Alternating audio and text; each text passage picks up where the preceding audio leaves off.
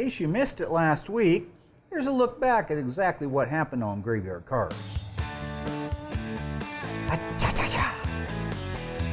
Marty Feldman, Young Frankenstein. Always wanted to do that. Last time, Mark gave us the grand tour of a 1970 burnt orange Challenger RT SE and revealed the fully restored 1970 plum crazy Challenger RT. This time, work ramps up on our 1970 Tribute Superbird. And just when things couldn't get more stressful, a 1968 GTX owned by none other than Chris Jacobs of Overhaulin' fame, to be restored in time for SEMA, 60 days away. They're coming to get you, Barbara. The unburied dead are coming back to life. I'm Mark Worman, and together we bring dead muscle cars back to life, to exactly the way they were on the day they were born.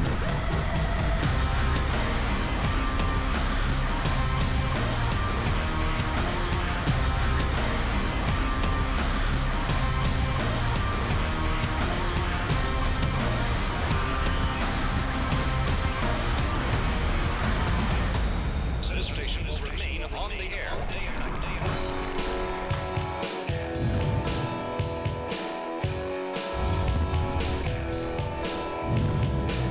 Right now I'm working on the 70 Superbird Tribute car. I'm getting ready to install the quarter glass. There's some difficulty, usually installing the quarter glass. Of course, whenever you drop the mechanism down into that channel, you got to be really careful not to scratch the paint. I try to put it in with the regulator and the actual pot metal frame for the quarter glass all in one assembly. It makes it a lot easier because a lot of the snap clips that you actually have to install are really tough to get your hands in that really confined area to install those clips. So the more I can build outside the car and still install inside the car without causing any damage, the easier it is for me. So once I get that main part of that assembly in there, then I go ahead and bolt up my regulator, and then I go ahead and set my slides and my rollers and everything in place, and then start making my adjustments.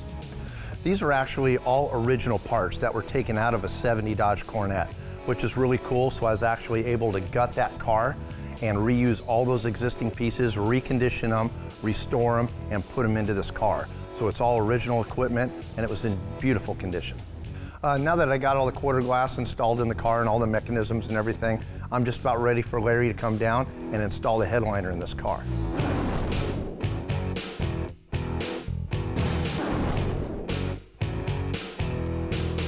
One of our good clients with a 70 Cuda, if you recall, it's the Cuda that we had the sabotaged engine on, came to me recently and asked if I'd help him sell his car. He's getting ready to move to the Philippines. His wife originally is from there, and so they're going to relocate there, and there's no reason to have a 70 Cuda there, I guess. So I put it out there, spread the word a little bit with some of the people in the know, and it didn't take long for a client overseas to say, yes, I'll take that car. This will probably be the very first Graveyard Carz overseas. So congratulations to the owner. Gonna have a lot of fun with it. What a great little car though. It turned out so nice. I mean, it needed a lot of work. That car had every panel you can imagine done to it. Had the roof interstructure, the quarters, rails, frame, floors, just about every panel done to it. But the guys did a good job. I'm learning a lot about the overseas market. Apparently Mopar's is one of the most collectible cars over there. I think part of it is they're the coolest cars on the planet. I've always said that, right? But also the fact that they didn't have many exported over there. I suppose some of them showed up if you were in the service maybe and you were stationed over there. One might have got exported over there, here and there. I've seen some metric versions of the Rally instrument cluster, which is really cool. It's in kilometers. So if you ever get a chance to take a look at one of those online, that's a really neat, that's a rare part right there. But this one was born and bred in the USA. It just happens to be going abroad for a very nice client. Go Rooster, go Rooster. I call him the Rooster because he used to be red like a rooster. He had red hair. He's not a rooster anymore, but I still call him the Rooster. Looking good, Roost! And the only thing I thought about later on this particular car is, remember, Chrysler puts the Pentastar on only one side, what we call the curb side. You're walking down the road, car's parked up against the curb, you look at the right-hand fender down low, there it is, there's your Pentastar. Now it's going overseas, where they drive on the wrong side of the road. So they're gonna have to take the Pentastar off, move it over to the driver's, to be correct for the area, and move it over to the driver's fender. Kind of a little piece of trivia there for you. This is what goes on up in here on a daily basis. Rooster and me used to do drinking together. A lot of drinking back in the 70s and 80s. It just explains sometimes you see that silly grin on his face. You know, Cousin Duct Tape, Cousin Dougie has gained a little bit of weight over the years. If you look at his pictures when he was like 16, it was like a toothpick walking around you, and then just splintered in the middle for the legs. Hey, the Rooster getting out, the Rooster getting out. Now it's a little different game. He's 56, 57 years old, so getting out of that car is a little more challenging. Mark? Yo! No. Yeah, I need an overhead lift now. Okay. Plus the fact that it's a done car. So you can't just stomp your foot in the middle of the seat or kick your foot over the top of the door or Dukes of Hazzard style. You actually got to be careful about it. But he did get out. It just took him a little while. Probably would have took me a lot longer. Okay, I got a noose inside. I could lift you out by your head if you want. That'll work. You know there's a little more room on the right side. Yeah, good luck in there, bro. Yeah. Wish you all the best in there. Why aren't you in there helping?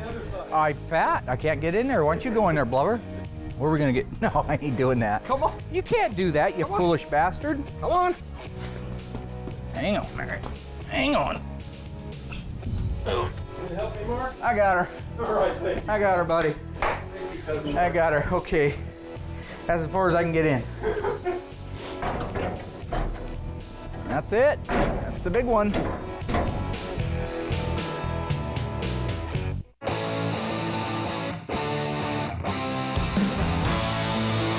Larry's coming down to do the headliner.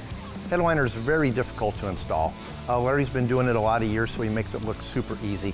I myself have installed some in the past, and I'll tell you, hands up, they're very difficult to put in. It's actually easy to put all your bows in, hang the headliner, glue it in, but then it's all wrinkled, it's got seams in it, creases in it, and everything else. What you can do at home, which we do here, is I always lay out the headliner for a few days, sometimes a week, before we actually install it. And what it does is I lay it on the roof of the car, you know, pending that it has a vinyl top, and it just lays out. And with the heat in the shop and everything else, it just kind of lays that vinyl down. So the more creases you can actually take out of that vinyl, the easier it is to stretch them and to take those creases and seams out when you're installing it. And it's just tedious work. I mean, it comes with installation instructions that basically says, throw your bows in, you know, put all your pad in, throw your bows in, start at the front and work yourself to the back. But I'll tell you, Larry makes it look easy. It's tedious, time consuming, but you can do it at home and do a great job if you're willing to put in the time and the effort. Graveyard Carz is getting to be like a turnstile now, right? One car leaves, one comes in. I'm just saying goodbye to the 70 Cuda. I look up and here comes Reliable Carriers with another car. One to take the place of the one that's going away. I'm excited to work on this car. It's for a friend of mine. I don't usually get to work on friends' vehicles, but this 68 GTX belongs to Chris Jacobs. Mr. Chris Too Tall for his own good Jacobs, like 9 feet tall. Also the host of Overhauling and Barrett Jackson Auctions, long lost family. It's a pretty big star, you know. We just got Chris's GTX here. I helped Mark get the whole thing unloaded. I haven't looked at it too much. I know it's caught on fire. It looks like most of the damage was underneath the hood. We'll see when we get the hood off. But seems to be a good looking car. Inside's nice, outside looks good, but all in all, looks like a good car.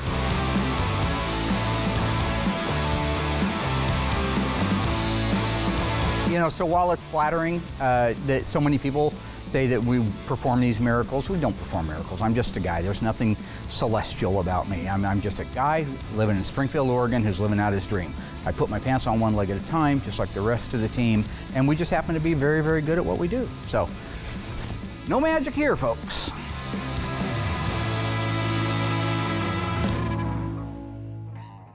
Stay tuned. Dave begins the final assembly on our tribute Superbird.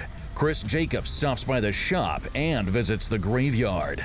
And later, Mark and the Ghouls dissect Chris's GTX and assess the damage to Chris Jacobs' car.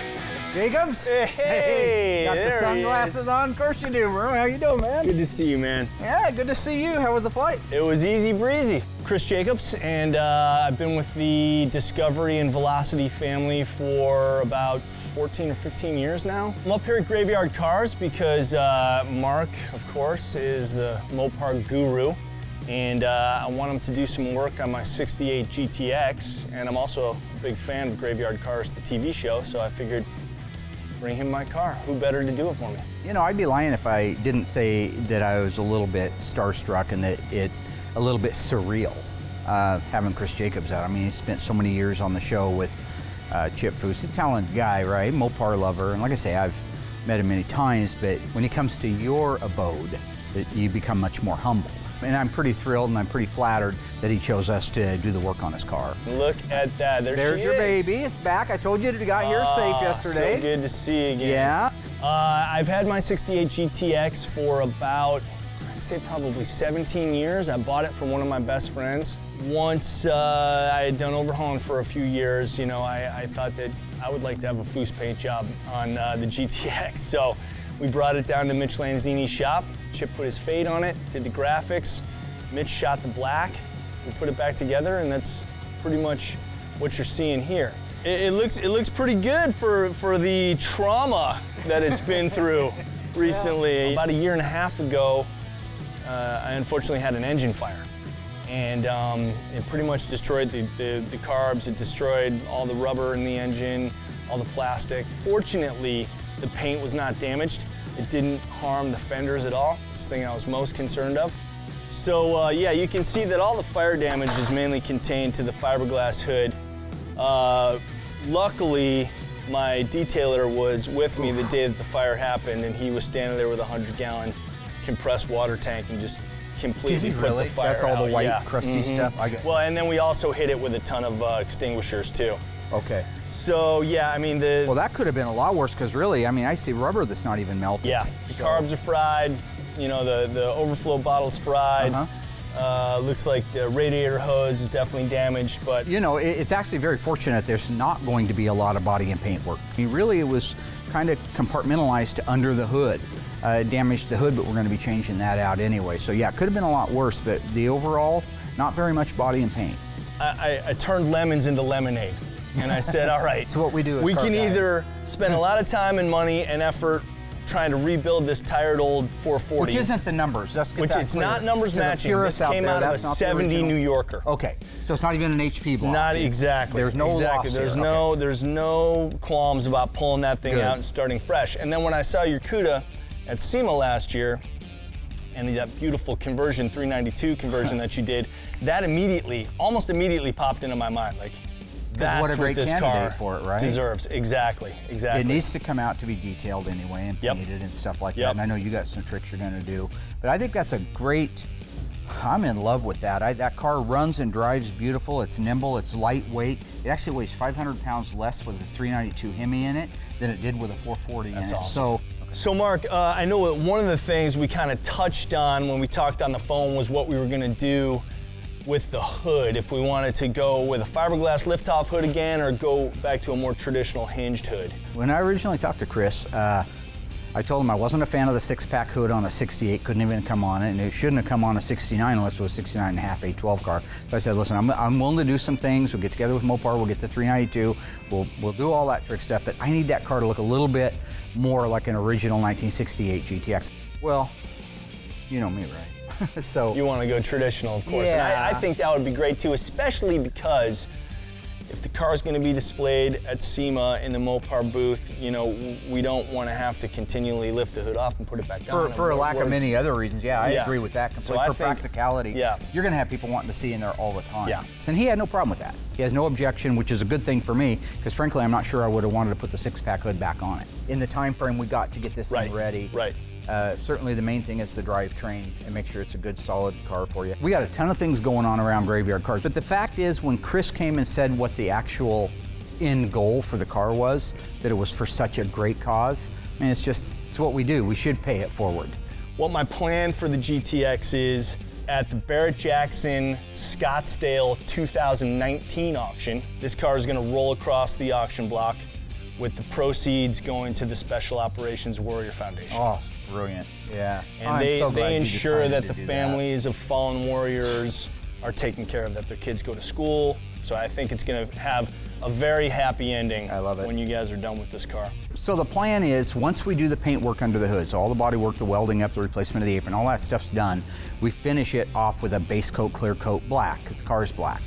Then with that clean canvas, so to speak, Chris is gonna have his friend Mike, the airbrush artist, I think he was even on some of the overhauling shows, come up and do some really cool homage type painting to the car. So that's gonna be neat to meet him. I have heard a lot about him, so it'll be fortunate for me because I actually have my little dead wagon, the 64 Dodge A100, that I'm gonna want some really cool airbrush work on, so might be able to network a little bit there.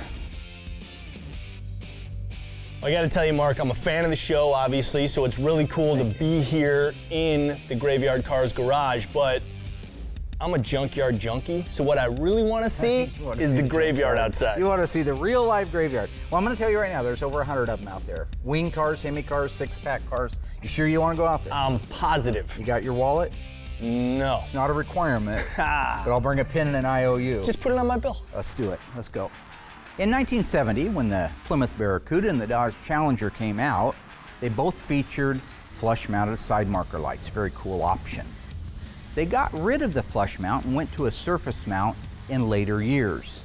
What was the last year for the flush side marker lamp? Was it 1971, 1972, 1974? The answer coming up right after the break.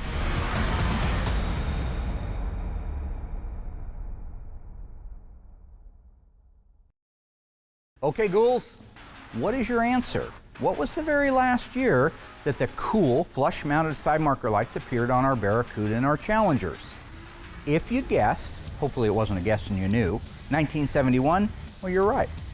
72, they went to a surface-mounted side marker, a hideous-looking thing, horrible.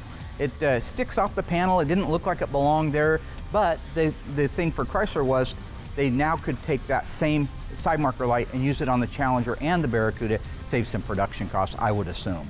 The problem is, those cars after 71 began going downhill in styling cues, and that was just one of many changes they made that I definitely don't feel was for the best.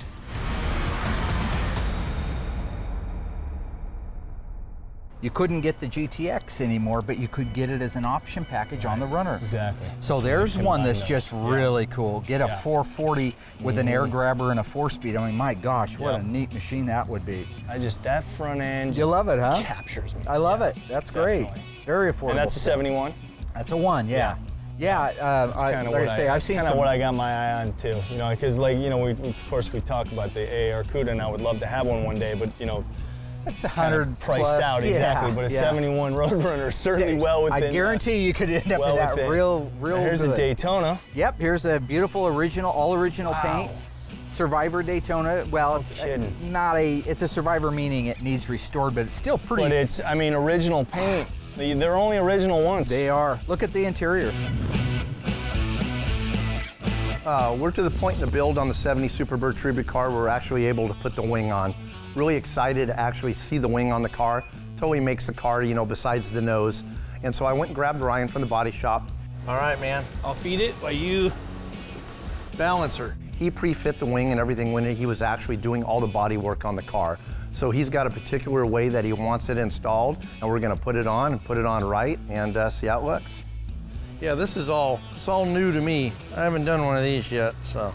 Okay, I got it. All right.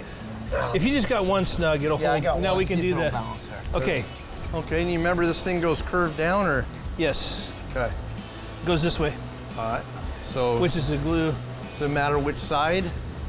Your side. You want sharp end or fat end? See the swoop here? Oh, gotcha. Yep.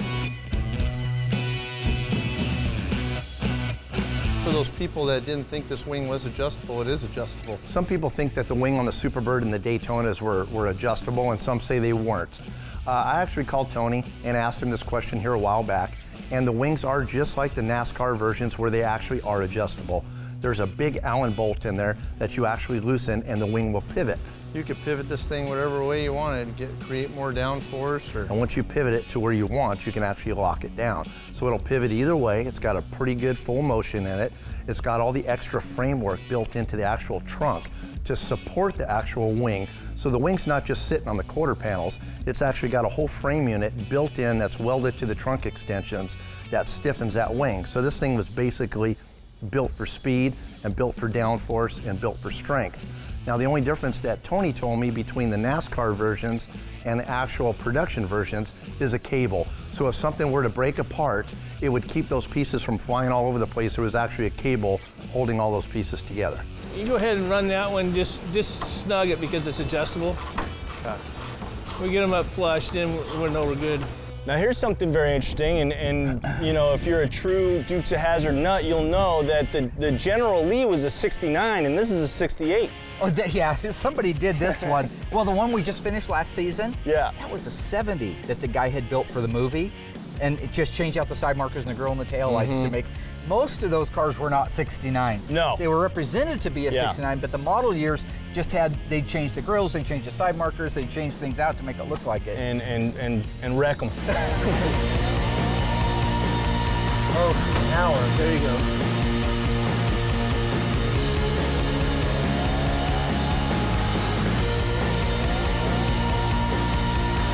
Man, well, I can't tell you how cool it is to be out here and check this out. I'm glad in you had person. a chance to really, get up here really cool. and do it. It's fun to have you here. I know you get to see a lot of shops and a lot of cool stuff, so. TV Mark is a little bit different from personal Mark, but not that much different. So, you know, we kind of had an instant connection because we both kind of play goofballs on TV. But we're both, you know, serious car people at heart. Mark more so than I am, and we both love Mopars. So it was, you know, we had that connection. Speaking of the devil, here it is right here. What's up, dog? Sorry, you doing your interview, man? Good to see you, dude. What's up, bro? What's happening? You look different. I'm wearing a hat. Don't usually wear one. What's up, man? Something else though. You look. Yeah, it's just. Oh, yeah. Well, yeah. I was gonna say you look taller. What, these? And who's this on your shirt there? That's me. It is? Yeah. It's a handful of guys in the world. Yeah. It's humble. Yeah. Wearing a t-shirt with your own quote on it. I gotta try that, man. Nice tan. It's good. Thanks, man. Yeah. What's up, dog? Not much, dude. It's good to see you. Chilling. Yeah, just That's what we call it, kind of chilling out. You just kick it just a little. Oh my God. There you go. Yeah. We'll kick What's up, it like man? that. You want it like that? That's how you. You want it like that? Like that. Hey, you just. That's stepped how on we my- do it. You just stepped on my toe. I'm dude. sorry, man. Really It's not cool. Well, they're Yeah. kind of. And is that like a wrap thing, leaving the sticker on the bill there? Is that's a move too? Disrespectful. Yeah. Have fun in California.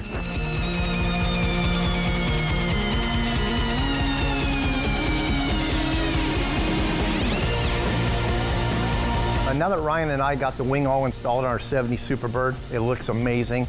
I just saw the 68 GTX of Chris Jacobs actually coming to the shop, so I can't wait to dig into that, start getting that tore down, and get that old engine out of there. Got my Crackshot team here. We're getting ready to disassemble Chris Jacobs' car. That's the 68 GTX in preparation for the 392 crate engine that we're putting in, and eventually here in the next few weeks, having this ready to go down to SEMA. So I got Alyssa with me. Dave. You're welcome. Oh, you're welcome. Yeah, couldn't do it without her. Coming up, Dave continues to finish the assembly on our Tribute Superbird, and the ghouls begin the disassembly of the engine compartment to fast-track its restoration.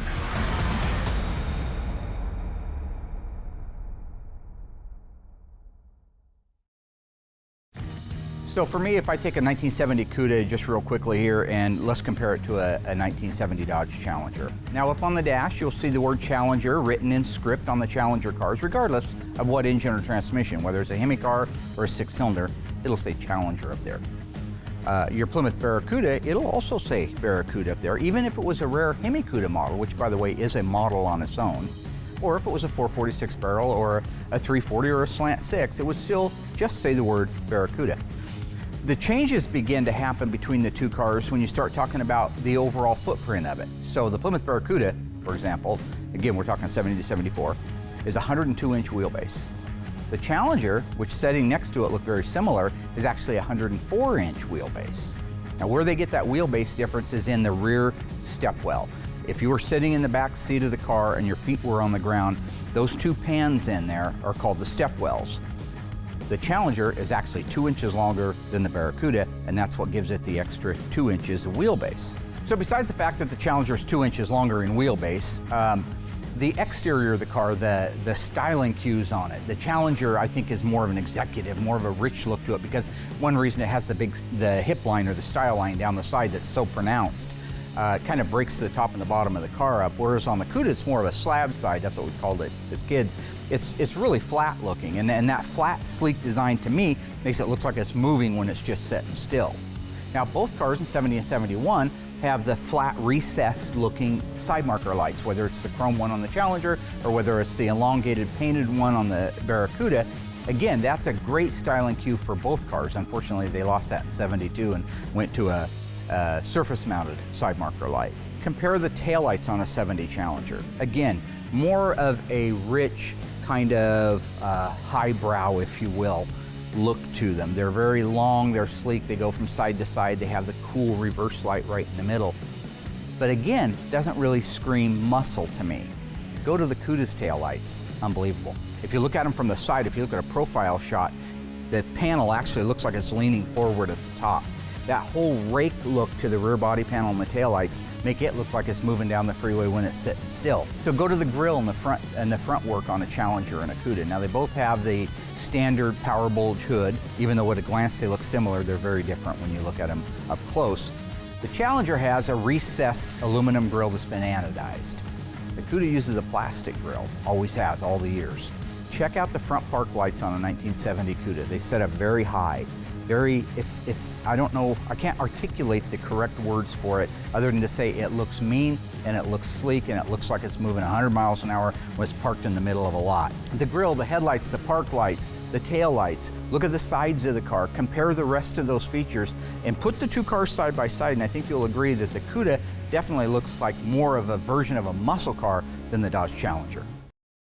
So far, our 340 Cuda has been shipped overseas, and Chris Jacobs' 1968 GTX arrived, needing a new engine due to a fire. With a goal to auction to a charity, Mark and the Ghouls fast-track its restoration to get it down in time for SEMA, only 60 days away. The first step is to remove the engine and restore its compartment. We're ready right now to drop the drivetrain out of it, not the rear end. We're going to run the original rear end. Once we get that out, then Ron from Magnum Force is going to come up, and we're going to start mocking in the 392 Hemi and the K-frame and all that Magnum Force stuff. So let's rock it out. Rock it down to Electric Avenue, then we'll take it higher. No, it's just another day. I mean, I love working with my dad so much, so like always, it's going to be a lot of fun. I love Chris Jacobs' 68 GTX, really cool car. Of course, chip Foose paint job. I'm a big fan of overhauling. I actually loved watching the show and seeing that car. I mean, it actually looks like it's going 90 miles an hour sitting still. Really a cool paint job. It's got the Foose fade on it and everything else. So it's really neat to see that. And of course, Chris Jacobs, awesome guy, you know, big Mopar fan. You know, it's so great having him in the shop and sharing car stories with him and stuff. So it's really super cool to have his car in here. I can't wait to dig into it. Did you want to do the shock nuts now, or you want to do them before we raise it up? Yeah, just because we're here? I got it on that electric ratchet on there. Should be a 9/16. It's kind of the opposite that we usually do in here. Yeah. Yeah, I got Alyssa, take the nuts off the shocks. What are you doing? I got most of that. I could probably blow these wheels off here. No, I was swear just to explaining God. to the audience Not what a today. shock is. No, you weren't. Okay, you see this doohickey here? Yeah, I see that doohickey. Take that doohickey nut off of there. These awesome Foose wheels here, huh? They're kind of neat though. Oh no, they're totally cool. On them. I love that. I love 5 spokes anyway. That looks. They're just nostalgic looking. You know? Oh, he's already got bare brakes on it. Big brakes. See what's cool is he's got factory spindles, so those will go right on Ron's. On the Magnum Force stuff. Exactly. Well, that'll make an easy task Yeah, out that'll of that. make it nice so we can utilize his brakes and everything. So yeah, it's gonna be so cool being in SEMA with his car. That is going to be really cool. Having Chris Jacobs present it too. That's awesome. Really cool, huh? Really cool, Well, because overhauling was my favorite car show. I know. So the fact that this car came from there, that's awesome. How cool is that? I know. You want to take off that top one on the line that's got the spring on it? Yep. Okay, but You got to kind of feed it in there. got it. Looking good. Get out of here. I'm just No. I'm walking here. You want to finish? What are you doing? No, you're doing fine. You're doing fine. You're learning how to do a brake wind. Is it broke loose already? So all you got to do is get it to a point where you can do it by hand. Hey-o. See, there you go. Now, flism plasm, flizoo. Beautiful. Pull it up out. There you go. Okay. Looking good. Alyssa learning how to R&I some stuff on a car. Fake affirmation. Hi, cheers. Might as well make myself comfortable if I'm gonna be watching the whole time. Let's see how annoying I can be. Yeah, where are you going? Alyssa, are you okay on the chair? Yeah. Okay, following you. Come up. A little more. A little more. Right there. Okay. So K-member bolts and we're done? And we're done. You got your impact? Yep. Oh, great. Seems tight.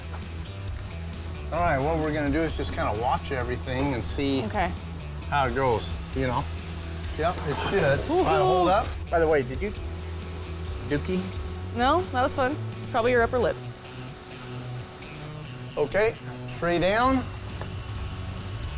Now that we have the drivetrain on the ground, once we get a couple pieces off under the hood, we'll be able to send it down to the body shop. There's a patch that needs to go in the left apron. There's a few holes that need to be welded up.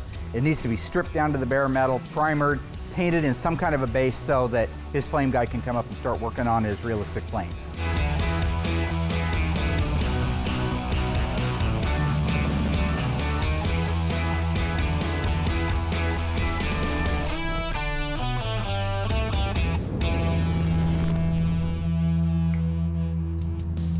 So right now I'm going to head in the reference room and give Mike LaValle a call, figure out exactly when the good time for him to come do his graphics. Also, how does he want it prepped? We don't do a lot of that here, so it's good to hear from him how he wants the car set up, so when he comes in, he can just go right to work. Hello, this is Mike. Hey Mike, this is Will down here at Graveyard Cars. Hey, what's going on, Muff? Working away, how are you? Good, same thing. Have you talked with Chris about his GTX? No, he messaged me and said he was going to get a hold of me this weekend and never did. Okay. Do you know how you want it prepped out, or you want? Yeah, I mean, if you're going to, you know what color it's going to be? Black? I have no clue. The car is at two-tone, and then the engine compartment originally was silver. Okay. So I mean, I can make it black, or? No, whatever silver works fine too. He's going to do a big Phoenix, kind of on fire, you know, kind of like the rebirth of his car. So, you know, it makes sense. Mike's a great artist, so I'm really excited for him to get down here and get to work on it. Cool, so then I'll just double check with Chris that he wants it to go silver, and then we'll go ahead and get the whole thing painted and then wet sand it out, and then that way you can just come in and go to work. That would work for me. I could leave on a Friday, paint on a Saturday, come back on Sunday. Okay, cool. Just between you and me painters, okay? Black or silver is fine with me, doesn't matter. Okay. Nobody wants to have to come in and work on a weekend, but if it helps get the job done quicker, get the car off to SEMA, and it helps us coordinate with another artist, then I have no problems at all coming in on a weekend. I'll get it done for you. All right, boss, thanks. Thank you. Bye. Weekends. In 1967, Dodge introduced the famous RT. It was to represent the performance version of their cars. They still use it today. True or false? RT stands for rally type. Stay tuned after the break and I'll give you the answer.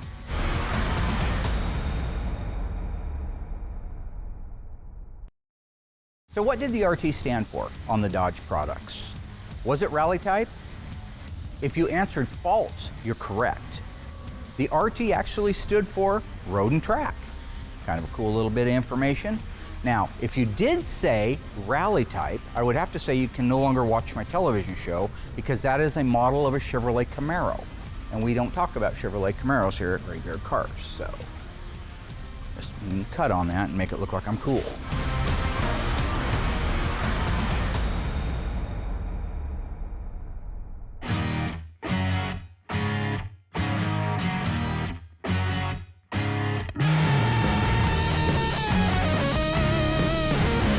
So right now, I am just finishing a text with Alyssa. I let her know that the order is in from AMD on the 71 Challenger. This is John Buck's car. And that she needs to get going on getting the parts checked in. It's very, very important. It's kind of fun being able to text with her back and forth, because it used to be that she would, it's a shame. It used to be that she would take forever, right? I sent her a text and I never hear back. Now she's just right back on it and it's like, yes, sir, is there anything else you need, sir? It's like, finally she's treating me like a boss, right? So it's respect. It's one of those things that it's not given out, you earn it, all right? So. With age comes wisdom.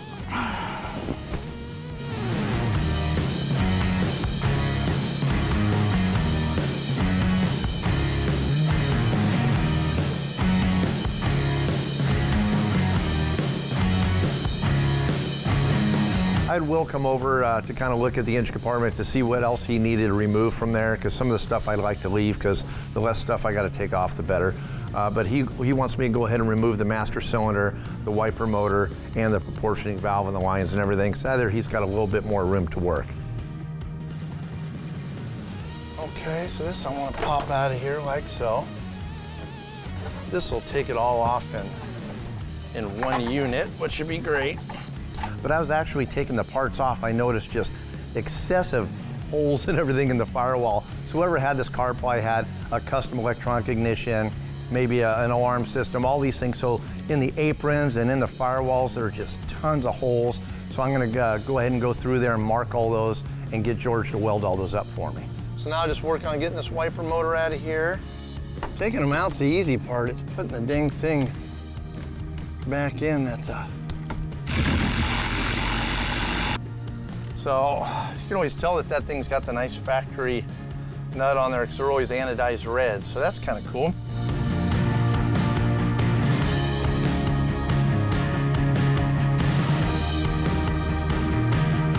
I'm getting ready to start work on Jacobs GTX. When they pulled the engine out, on the inner fender, there was a nasty patch in there. So I'm gonna pull the whole entire inner fender out and put a brand new one in. So I figure I'll drill out the spot welds on the old inner fender and slap the new one in there and hopefully have it back to Will in a couple hours.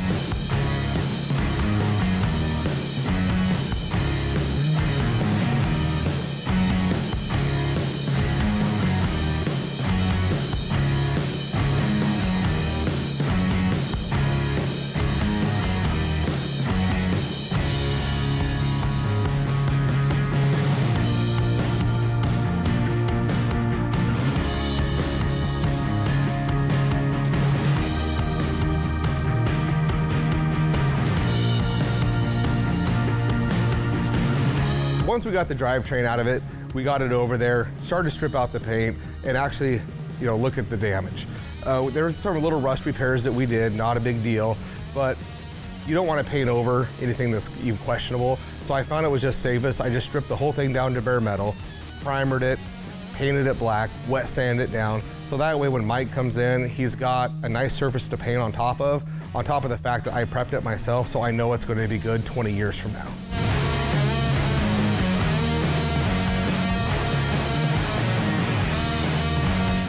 I don't need to have Mark come out and inspect this. It's pretty cut and dry what needs to be done. It's pretty simple. The paint blistered. I have to peel all that back, get a nice coat of primer on it. Once that primer's done, I'll be able to go over it with the single stage black. So there's really nothing for him to look at or even look over on the whole job, actually.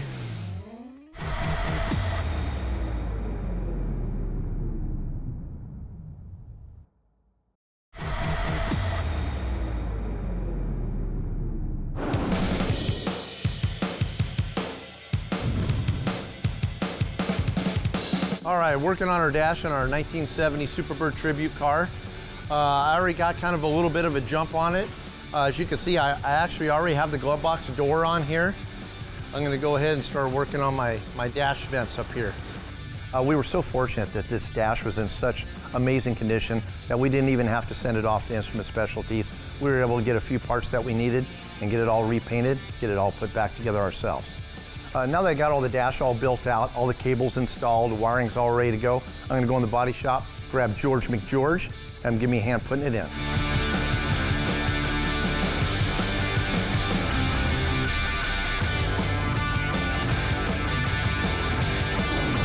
It's been such a productive week on the 70 Superbird car. I mean, we've just been flying along. I was able to get the dash installed, all the quarter glass installed, all the regulators and everything in those doors.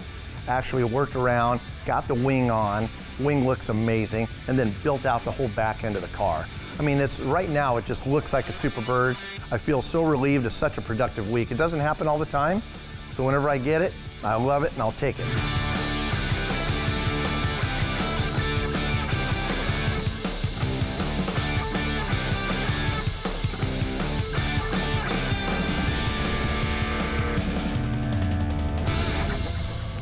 Well, we had a great week at Graveyard Carz, I would say. Another stellar week.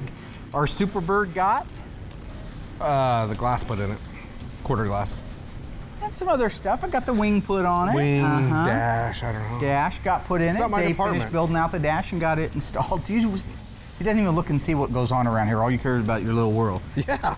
Speaking of your little world, he did okay down in the body shop. I do okay every week. By Curious George, got the left apron replaced on Mr. Chris Jacobs 1968 GTX. And then you, I noticed, hustled, which we needed to this week, and got the engine compartment all prepped out. Just like every other week. Yeah, just another day in the neighborhood, right? Yes. Let's talk more about that Superbird. Gonna be a cool car? It'll be a very cool car. You darn right it is. It's coming together nicely. Got the bumpers on it, glass in it. Things are. We did a lot of pre-fitting on that car, so. There was a lot of pre-fitting, and a lot of it had to do with the modifications we had to make for the spoiler and for the front, for the nose cone. But Ryan, who's not with us any longer, such a phenomenal body man. Yep. I'm really glad that he was there along that. I got to give him props because it was really a phenomenal It's a lot job. of work. Absolutely. Yeah. We also happened to get a lot of work done in our 1968 Plymouth GTX belonging to one Jacobs. Chris, too tall for his own good Jacobs. He's not even that tall. He's pretty damn tall. Yeah, it's freaky stuff. Well, I guess when you're 5'8", everybody's tall. Yeah, what are you? I would like love 5'9". Oh yeah, that's all the difference. 1 inch. I bet it is. Around your house, See? I bet Start it is. all over. Yeah, why don't you start over? So with Jacob's car moving along quickly, some of that stress is releasing a little bit. We're not quite as under the gun as we were, but we still got a handful of stuff. I mean, besides the 35 cars we have in progress. Right. My little dad wagon, John Buck's Hellcat. You know, is there anything else we could possibly add to this list? Oh, I'm sure there's more. My cousin Vinny. We that scene out on the We still porch. got like 50 more cars on top Remember of the that. scene in that? Yeah. When Marissa Tomei's wearing that bodysuit out front. We also got about Bob a Moore's biological clock. We got rid of Bob Moore's car. We loaded that up. That's overseas now. Yes, our 1970 Cuda is bye-bye, no longer. The warranty is now over, my friend. We do not warranty things in Switzerland, so glad it's gone. Adios. What if he's a fan of the show? He's a fan of the show. He's a good guy. The guy that bought it, he sent us some Switzerland handmade amazing chocolates. Absolute. Did you have any of those? No, but I bet you did. Yeah, I did. What about it? I would just say that. I can outrun you, jump you, I can out ski you, I can out basketball you. Let's not get too crazy. Okay, well, I could outrun you. I could do more push-ups. Yeah. That's true. That's what we broke it down to. So now we're ready to move on to the next stage, which is getting the engine compartment painted on Chris Jacobs' car so that his buddy, is it Mike?